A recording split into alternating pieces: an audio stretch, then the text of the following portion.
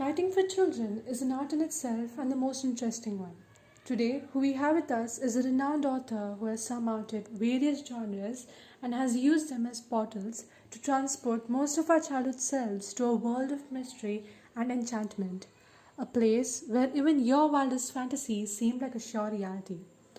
Along with treasures like The Famous Fire and The Magic Faraway Tree, she has written over 800 books over the last 40 years.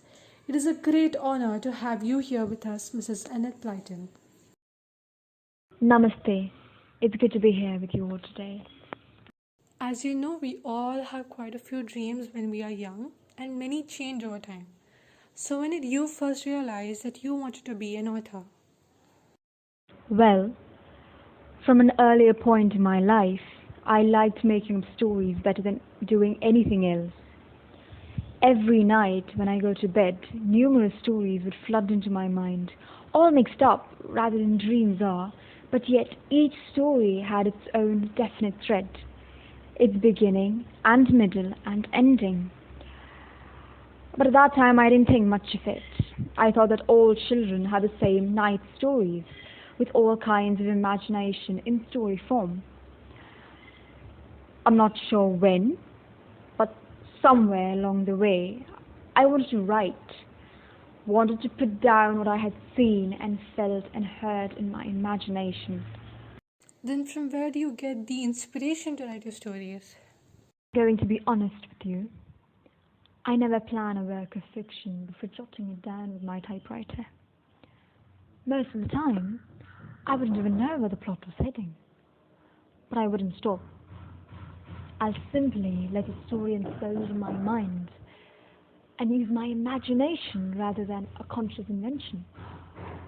It's like a private camera screen inside my head. What I see, I write. And how does a typical day of you working on your book go by? Well, it's nothing special really. I usually begin writing after having my breakfast. I either sit in my study or in the garden with my typewriter on my knees and my Moroccan shawl nearby.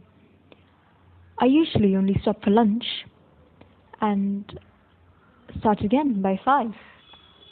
It is a well-known fact that the path of a writer is not the most effortless of paths. It's prone to various obstacles and criticism. So, do you have a word of advice for the future generation of authors? The best advice I could give is don't ever avoid those paths. Use them. What I'm saying is, the best way to treat obstacles is to use them. Use them as stepping stones. Laugh at them, tread on them, and let them lead you to something better.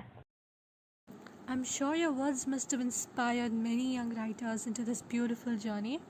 We thank you for giving us your precious time.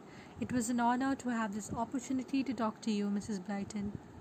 I had a great time. Thank you for having me here.